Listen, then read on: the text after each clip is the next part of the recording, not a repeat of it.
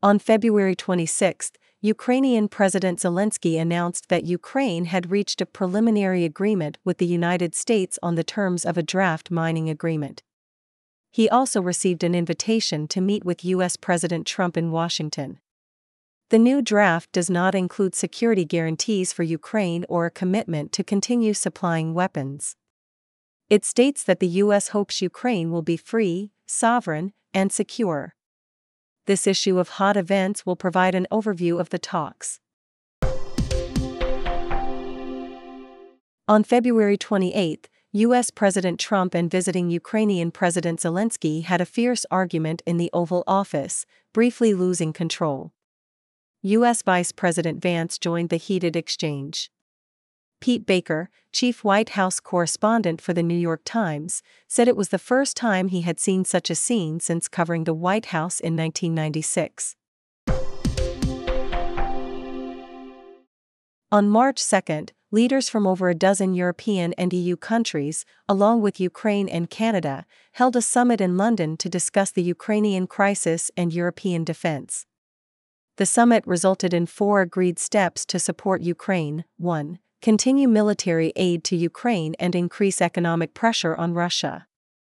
2. Ensure Ukraine's sovereignty and security in any lasting peace efforts. 3. Strengthen Ukraine's defense after a peace agreement to deter future threats. 4. Form an alliance to uphold and guarantee the peace agreement. Ukraine ranks among the world's top 10 mineral resource suppliers, holding about 5% of global reserves. It possesses 7% of the world's titanium ore, significant lithium reserves essential for batteries, as well as non-ferrous metals and rare earths. Additionally, Ukraine holds around 20% of the world's graphite reserves, all of which are crucial for defense, high-tech, aerospace, and green energy industries. Ukraine possesses 22 of the 50 minerals classified as critical by the United States. Under the Ukrainian-American Mineral Agreement, Ukraine must allocate 50% of future revenue from rare earths, oil, natural gas, and other resources into the U.S.-Ukraine jointly managed fund. In return, the U.S. will contribute funds, financial products, and other assets essential for Ukraine's reconstruction.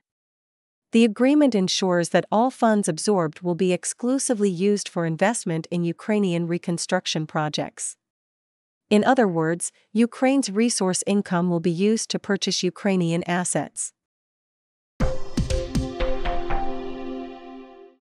U.S. pressure fails to force Ukraine into quick mining deal. 3 years after the Ukrainian crisis escalated, the Ukrainian-U.S. Minerals Agreement, promoted by the White House as a deal that will bring lasting peace, is in reality a concession by Ukraine under sustained U.S. pressure. The new U.S. administration is not pushing for a resolution to the crisis for the sake of peace but to secure greater economic benefits. Shortly after taking office, the new U.S. administration set its sights on Ukraine's mineral resources. Trump, Treasury Secretary Benson, and the special envoy for Ukraine and Russia, Kellogg, launched a series of diplomatic offensives, applying strong pressure through phone diplomacy, social media statements, and visits to Kyiv. For some time, the U.S. and Ukraine have had significant disagreements over the mineral agreement. The U.S. aims to leverage the deal to secure Ukraine's mineral mining rights as compensation for its aid, while Zelensky considers the terms too costly and lacking security guarantees. As a result, he previously rejected the U.S. proposal. On March 30, President Trump told the media that Zelensky was trying to withdraw from the agreement.